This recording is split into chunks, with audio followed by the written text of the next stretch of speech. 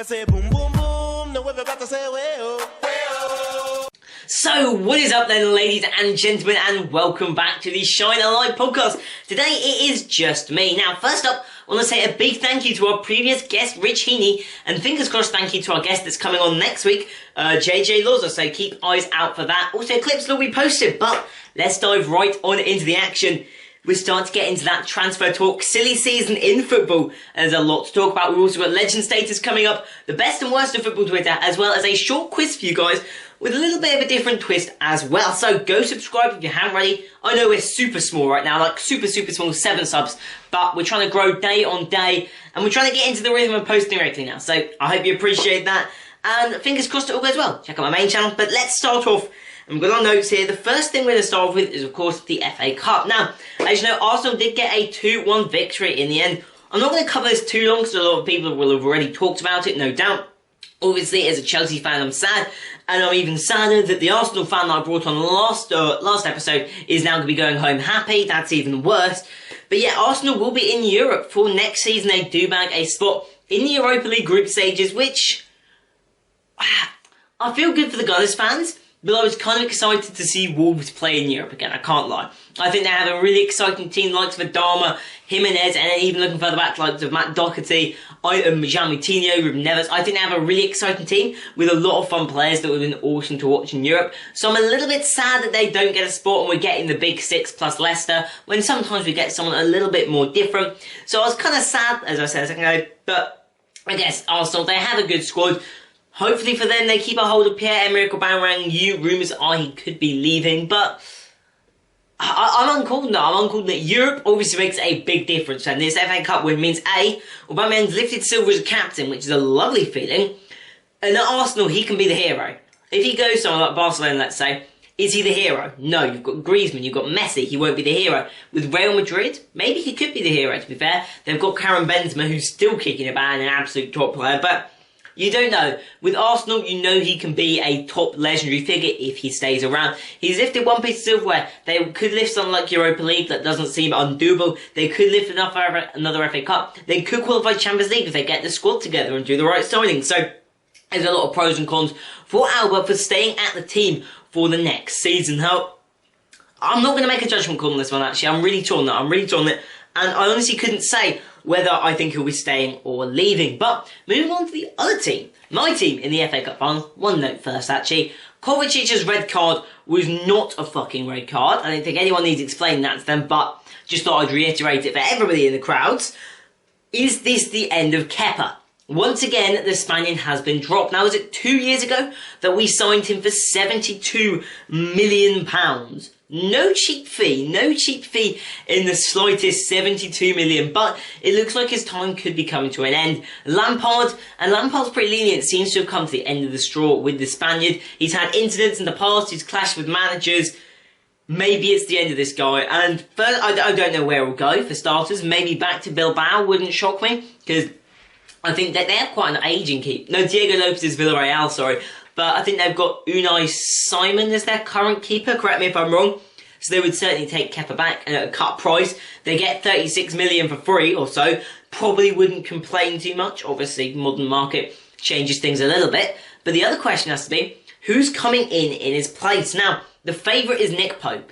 The second place in the Golden Glove this year in the Premier League. 15 clean sheets at 38 games is a pretty damn good record. He's beat out Tom Heaton and Joe Hart to that #1 Burnley spot, which is no mean feat. He's in the running to be England's keeper alongside Dean Henderson.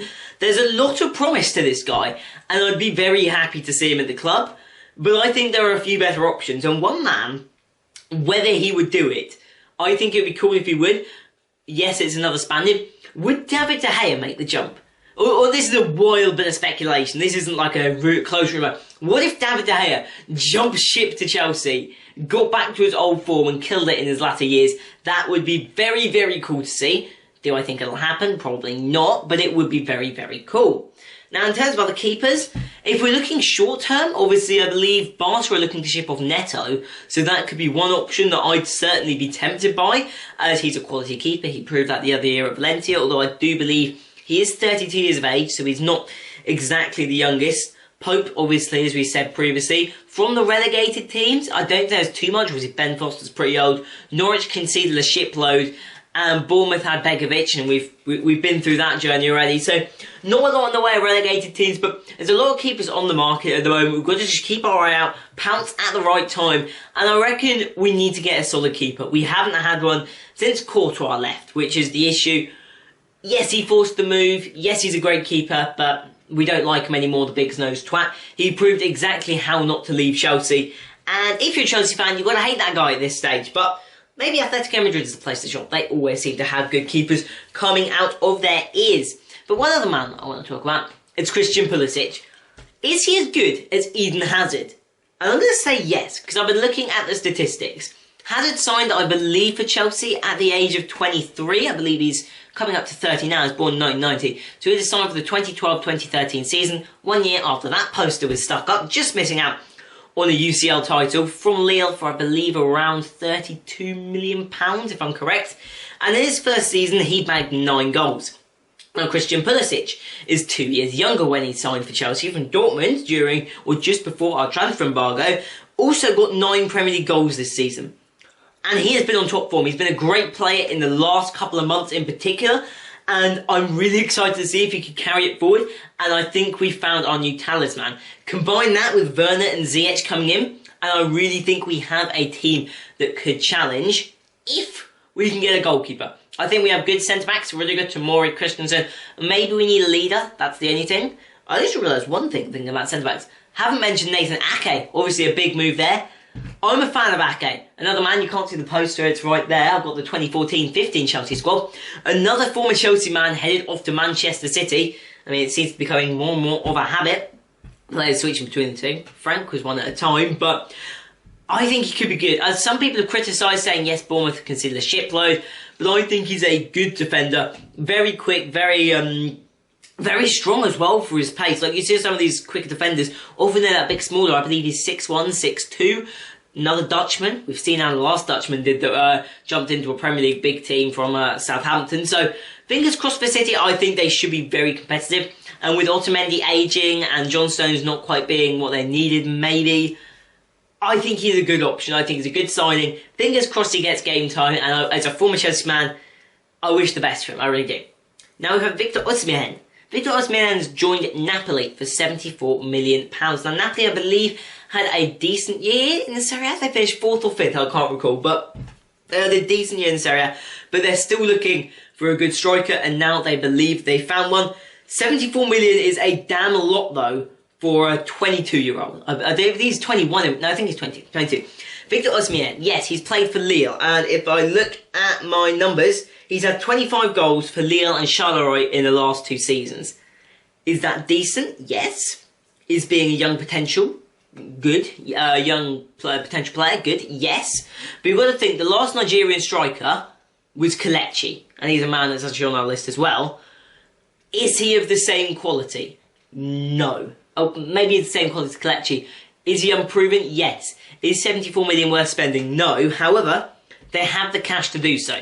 Cast your minds back. They spent 74, or they got 80 million, I believe, for Gonzalo Higuain a couple of years ago.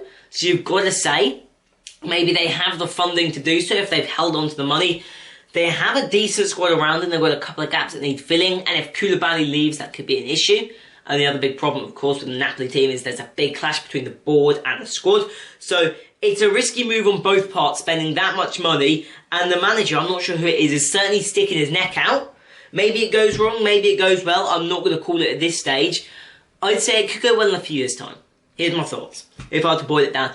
I think a player like that, a youngster, whenever they start first signed for a huge budget, it rarely tends to go well. I don't think Osimhen will be able to compete quite at the level that he hopes. He's played 1 season in Ligue 1 and 1 season in the Belgian League. That's not really a whole set of experience as much as you may need.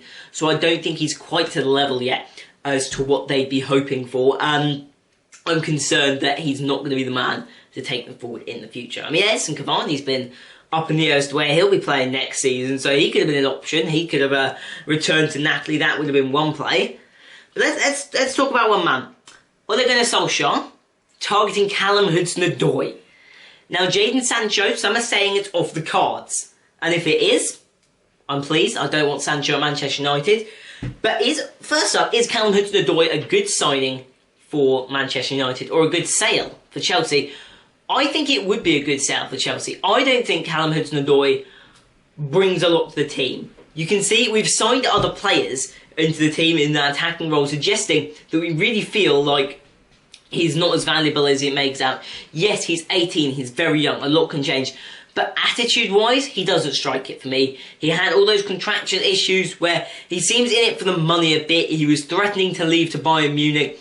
So I don't know how much loyalty he has to the team or to anybody, to be honest. I don't know how loyal he would be to Chelsea or to Manchester United.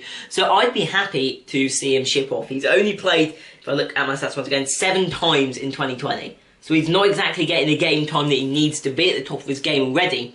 And then the fact that United will sign him probably around the price of 50 million. That's a good bit of cash. You've got to think, we shipped off Morata recently for a shitload. We've obviously sold Hazard.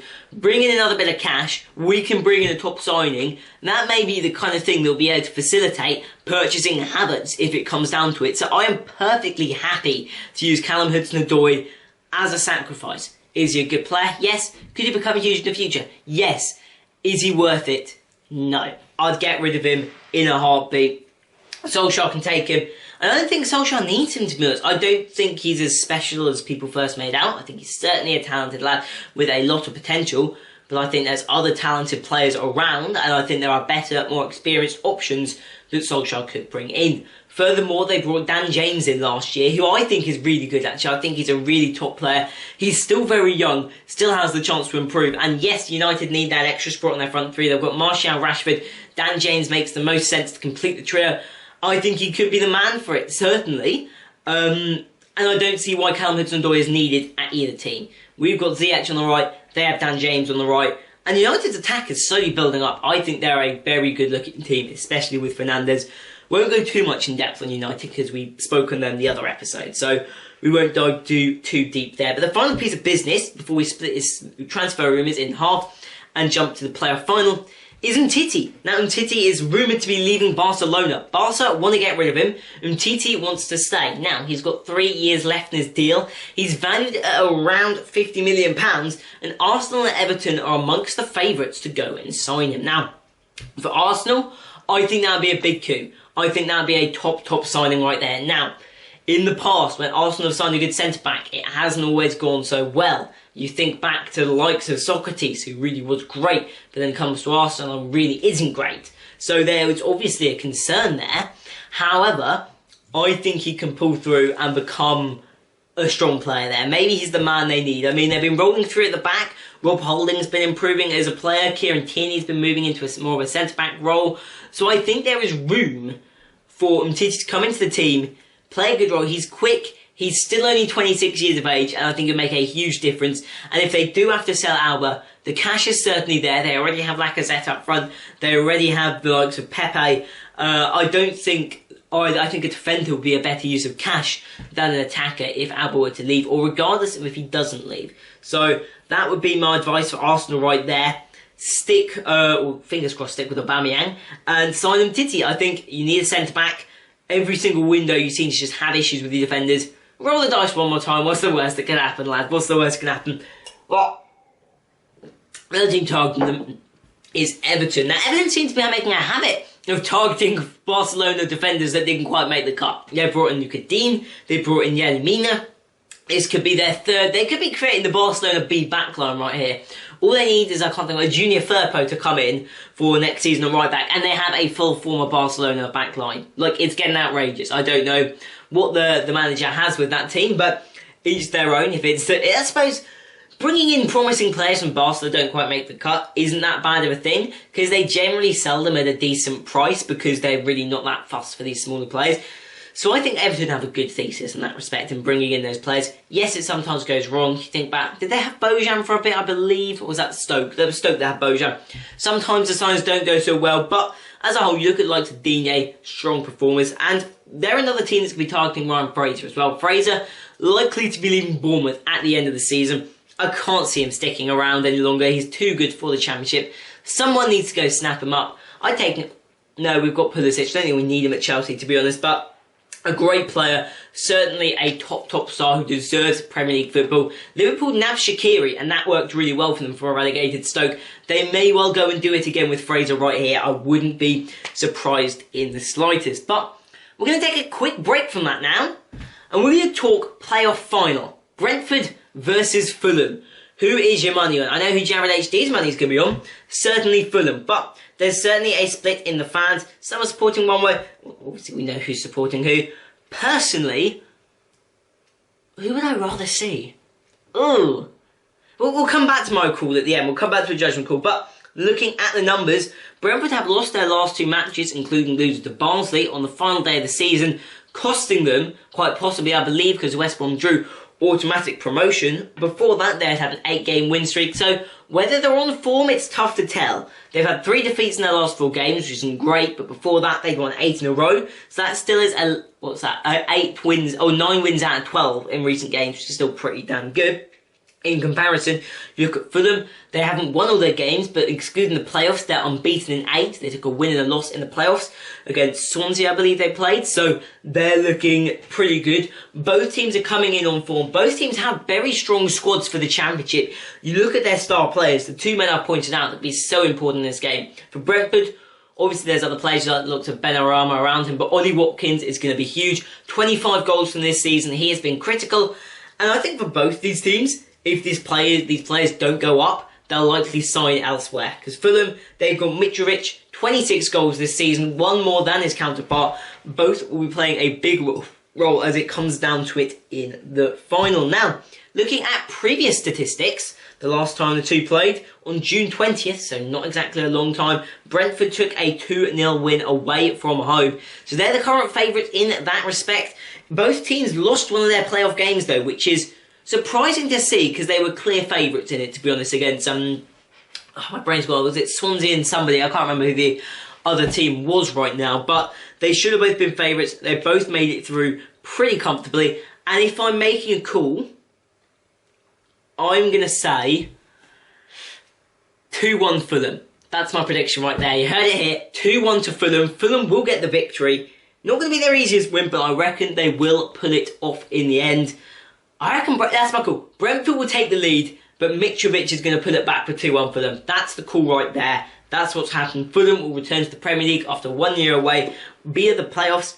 And the Championship is sending up a lot of stronger teams this year. West Brom, Leeds, and either Fulham or Brentford, both of them top teams. There's no teams you look at this year and go, are they as good as those around them? Everybody you look at and go, that's a solid player right there. So it's going to be interesting to see how that all works out. But we're going to move on to the second section. We'll blitz through these rumours a little bit more quickly. We've got 4 rumours. We've got 4 rumours and 1 bid. So first up, we have Crystal Palace are targeting Ismaila Sarr. The Watford man just got relegated after ripping into Liverpool just 6 months ago. He's too good for the Championship. If he doesn't leave, I would be surprised. And rumours are that they're going to let go of Zaha and bring in Sarr as the replacement, the Senegalese replacing the Ivorian. I think it makes perfect sense. Sarr's a few years younger, they can get a good bit of cash out of Zaha, then get a little bit more with Sarr as well, because they can get him on the cheap, because Watford are going to have to sell players because parachute payments just aren't enough. Watford are an interesting one though. Watford will have that bigger bit of support than Bournemouth or Norwich will. So if any of the 3 teams that have gone down can come back up. Norwich have leaked goals. Bournemouth have lost Eddie Howe after, I think, 8 years. 8 years on and off, or maybe even a decade on and off, in fact. And they're going to struggle. But Watford could come straight back. I don't think they will. I would say I think they're going to finish 7th to 9th, maybe, just missing out on playoffs. But they have the quality in their side. They can hold a few players. Plus, they can pull on Udinese to bring in a bit more cash and quality into their team. And they were so damn close to staying up. Let's be fair, they were so damn close. Maybe if it hadn't been for that penalty in the Arsenal game or so many other incidents, they could have been saved. But Sarr is unlikely. I think the same with Doucouré. Both are unlikely to be at Vicarage Road for next season. And I think Palace probably will get their man here, because it makes sense. Zaha is plugging away to leave. Sarr wants a spot in the Premier League seat, and it makes the most sense. So that's one move. Now another one is Kelechi. Now Aston Villa did just avoid relegation. Leicester are fighting for Champions League football nowadays, and Kelechi Iheanacho, after being bought just, I believe, 18 months ago for 25 million from City, is proving not quite to be of the quality that they had maybe hoped. Villa are targeting him, although he's not the greatest. He's bagged 10 goals in 26 games this season, which isn't Jamie Vardy. I think is his problem, but still pretty decent. So Villa want him. Wesley did not have a good year. Yes, he performed at Club Brugge, but he has not performed since then. So sadly, I can't see him holding down his spot in the team. They're going to want another striker in. Iheanacho makes sense as a deal. They can get him on a good price. Leicester aren't going to charge the highest fees in the world. So I think it makes sense all round. And then Leicester can... Where would Leicester probably improve? Probably another attacking midfielder. You've got Vardy and Maddison, and I guess Harvey Barnes, but I feel like one more attacking mid-winger kind of range player would be exactly what Leicester need in their team. All right, now, one final relegated player that we're looking at is Max Aarons. Now, we don't know where Max will go as of yet, but rumours are he is headed to the Bundesliga. Schalke and Bayer Leverkusen. Schalke tend to pick up a lot of young English players, so my favourite and my money would be on them to sign the young English fullback. He is so quick, so strong, one of Norwich's best players this year, and definitely win their promotion season as well. He's a great player, he needs a top flight game, and he needs to be playing on a regular basis, and somewhere like Schalke seems like the spot for him. I would probably actually go, if I was personally choosing as him, I would go to Leverkusen, because Schalke have struggled in recent years. Leverkusen probably have the better squad, and I don't think they have a lot of depth at right back. They've often gone with Bender, I believe. So there's certainly a gap in the Leverkusen team. They can get him on a cut price, probably 10, 15, probably 15 million they can get Aarons for because of Norwich's situation. Norwich will want to keep him to avoid leaking goals, but that won't happen. Now, the only final thing we have to talk about is a bid. Our final actual piece of news that is actually gone in. Everton have bid 18 million for the red camera resets after 20 minutes, but Ivan Reguilon, as we were saying, Everton bid 18 million. I find this one a strange bid, actually. Yes, I understand the concept of they're trying to sign two good players in the same position to try and put pressure on each other because they already have Luca Digne. But Luca is so good, and there's so many areas across the Everton team that need improving, that signing two players for one position just doesn't make sense for me. Unless they're planning on moving Luca further up the pitch or Reguilon to right back, it seems like a strange bid. 18 million, obviously it's not the most expensive move in the world, but there are certainly cheaper options out there if you want a backup fullback. Yes, Baines is retired and they're lacking in space there now, but I think there are better options, and I find this one a very strange move, to be honest. So, our next section, after actually 20 minutes of talking on the news, if you want me to cut that down to it's a little bit shorter, because I was really planning on making these just half an hour, they're turning into like 35, 40 minutes, let me know in the comments below, is legend status. We're bringing this back. I've considered, and I think I like legend status more. So today we have 3 more players, and today we are upping the ante. Last time we had Petr Cech, Roger Milla, and I believe Luka Modric. And our 5 categories are back, for those that don't remember. Greatest in the game, player for the ages, a memorable name, a small town hero, and then a Who. Now, I don't think any of our boys today will be going into the Who section. Now, if you want to get involved in this section of the video, be sure to comment down below for next time which 3 players you want me to use. If not, I'll keep picking some players out at random. I have a random player generator that works an absolute treat. And we're going to start off with the man, the myth, the absolute beast, and the new commentator who loves to criticise everyone around him for being a pansy. It's Roy Keane. Now, Roy Keane, 7 Premier League titles, 4 FA Cups, 1 Champions League, and 326 games for Manchester United is no mean feat. A tough tackling man, Haaland certainly hasn't forgotten him. And he's no mean man that's certainly not going to avoid criticising when he's in the booth for BT Sport. So, where does he rank though? Is he? I think we can all agree he's more than a memorable name. 100%. The question becomes, is he the greatest in the game? Is he in that top 25, 50 players in history? Or is he in that second section, a player for the ages? Now, my thought process on it is this. Keane is brilliant. He's a great player. How he fit in the modern game, I don't know. But there's a few things to consider. And I think, firstly, is the Manchester United team that he was around. You've got to think of that squad. You had Scholes, Giggs, Beckham. I think Beckham was around by that stage. So many top players in that team. Schmeichel. It was such a top team. And yes, they were dominating the league. And yes, he was a key component of the team. But he wasn't the sole factor of the team. Which is the reason, personally, I don't think he's going to quite go into player for the ages. Also, a lack of international success. I know he was at the Republic of Ireland, which makes things difficult. And yes, I suppose it did help them qualify for a World Cup before an absolute nightmare of a time with Mick McCarthy. I don't think he quite qualifies for greatest in the game. And the reason being, as I said, greatest in the game is for like the top 50 players of all time. So basically you're narrowing it down to about 10 to 12 to 15 midfielders. Probably 15 midfielders. And I don't think he quite fits that spot. You've got the likes of Xavi and Iniesta who have beat him for me. You look further back, there's other players throughout history, the likes of Lothar Matthäus, that take the spots ahead of him. And whilst I do think he is an absolute tank, I don't think he quite takes that top spot as one of the greatest in the game. So for that reason, leave your opinions below. Be sure to criticise. He's going into category 2. Our second player to join Petr Cech there. He is a player for the ages. Now, apologies. Our second man on the list is a World Cup winner, and one you may not have heard of. We are casting our eyes all the way back to 1970 with Brazil, Jairzinho. Now, Pelé ranked him as I think it was the Daily Mail or something, ranked him as the 27th greatest player in history of the 20th century. Yes, more names have come through since then. And yes, there are certainly some people who would argue that when you go back that far back in history, was the quality the same? But you have to compare to the time zone. He's a man that has scored in a World Cup final, and I've realised I haven't said his name. It's Jairzinho. I don't know how much you know about this guy. I want to throw in older players that you may not have heard of. I had to do a bit of research on this guy, I can't lie. He's a flaunty attacking midfielder right in that prime Brazil era. So he's already an iconic player. He played 413 times for Botafogo. I forgot to note down his caps for Brazil, but I believe it was somewhere in the 80s, if I'm correct, maybe even higher than that. So if you're playing for the Sulaco, you're already a top player. If you're a World Cup winner for the Sulaco, you're already a top player. If you're a World Cup final scorer, you're a top player. However, I think the thing that's going to cost him for me, I think he's just going to miss out on greatest in the game. I think he's very, very close. A World Cup winning goal scorer. Iniesta would go into greatest of the game when we get around to that sort of man. He's better than Luka Modric. I'm putting him above him.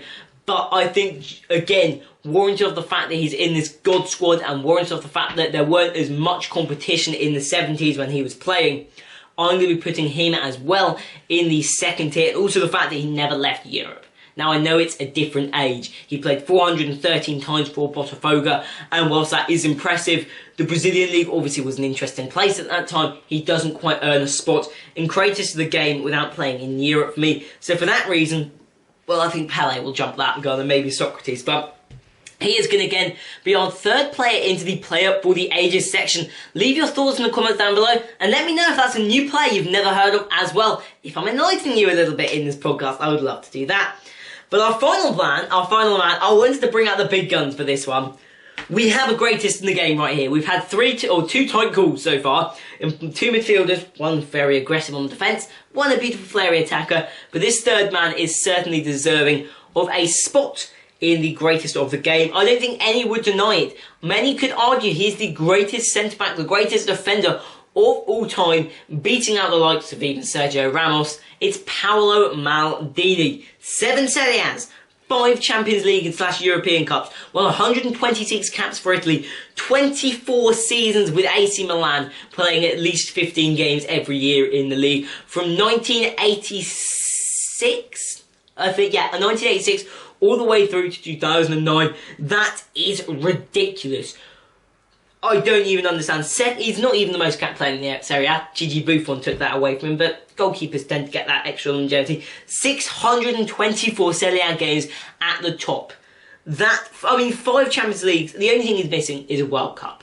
He just missed out. He retired a few years before. He came runner-up in the 1990 World Cup and 3rd place in the 1994 World Cup. That is the only thing missing off of this man's whole crib sheet, to be fair. Other than that, great sweeping defender. As he said, if I've had to make a tackle, I've already made a mistake. You can't deny this man, arguably the greatest defender in history. Easy pickings, greatest in the game, and the first man to hit that golden buzzer as such and join that special group. Now, those are the 3 players for today's section of a legend status. Now, if you want to leave suggestions or you want to get involved in the show, leave suggestions down below as to who you would like me to see doing next week for legend status.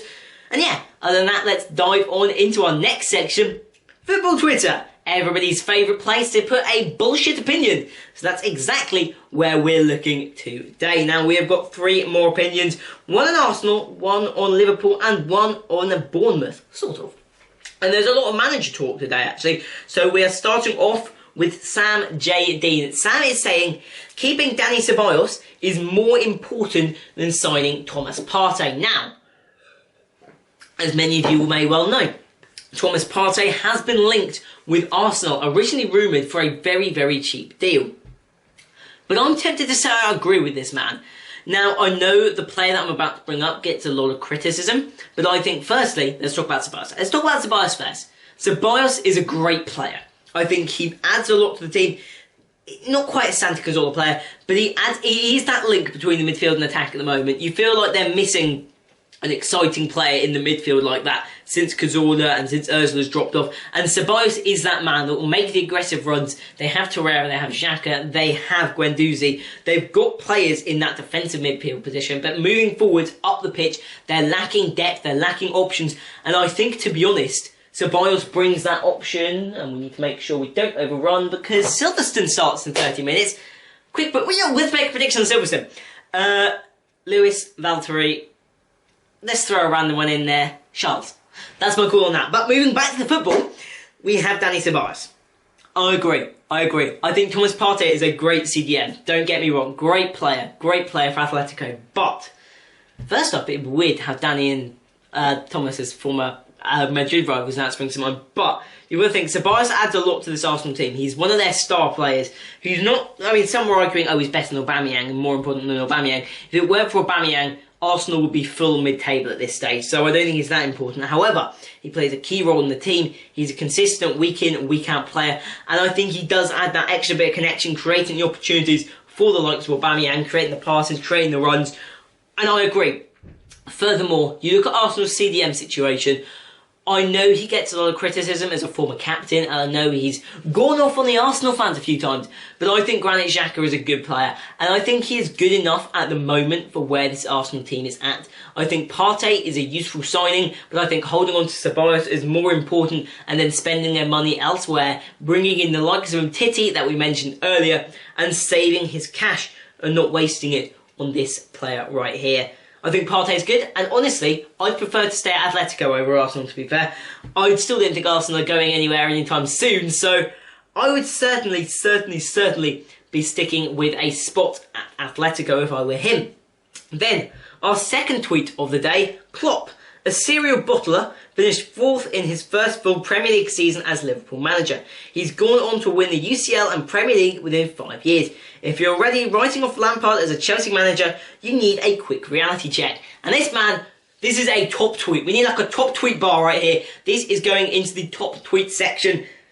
I 100% agree. Do I think Lampard is as good as Klopp? No. Do I think Lampard deserves more chances than he's already been given? Yes. Oh, well, I don't think he's under pressure as of yet. Yes, the FA Cup final loss is a shame. And yes, we just missed out. I think United just got 3rd place in the league. But I think overall, transfer ban, young squad, young players, already brought in Ziyech and Werner. I think that is a perfectly brilliant job in my eyes. And I'm so impressed with what Lampard has done so far. He did well at Derby, taking them into the playoffs before just missing out. He's since come to Chelsea, done an excellent job. You see what he's brought out of Pulisic. Pulisic, I was concerned with him at the start of the season, but Frank has pulled through. He knows the club well. He fits in with all the staff. I think Chelsea have a good system, and if we can keep bringing in a few good players, we have a good base already. We can challenge. And yes, Klopp is a star. Yes, Guardiola is better. I agree with that. But I think I'd take him over Arteta or Solskjaer. I'd certainly take him over Solskjaer. Arteta's a tight one. I reckon they both fit their own teams. I think Arteta is better for Arsenal, but I think Lamps is better for Chelsea. So I wouldn't replace him for anybody. I reckon everybody loves having a forward player, especially a fan favourite like Lampard as the manager. I think he's done a great job. There's no reason to get rid of him for an FA Cup final loss. And hopefully roll on next season and a load more success. Now our final tweet of the day is about Bournemouth. Someone we don't normally talk about, sadly being relegated. After 8 years, Eddie Howe has left Bournemouth, and good news, he needs a new challenge and a bigger job he deserves to be a top coach. Yes. Now, there's a couple of things to weigh up with how. I think, yes, he deserves a top job, and there's normally plenty of them flying around in the mid-tier. I'd say maybe Aston Villa should take him. I mean, I'm not a big fan of Dean Smith and the style that he plays. Roy Hodgson, we don't know how many years he'll be kicking around at Crystal Palace.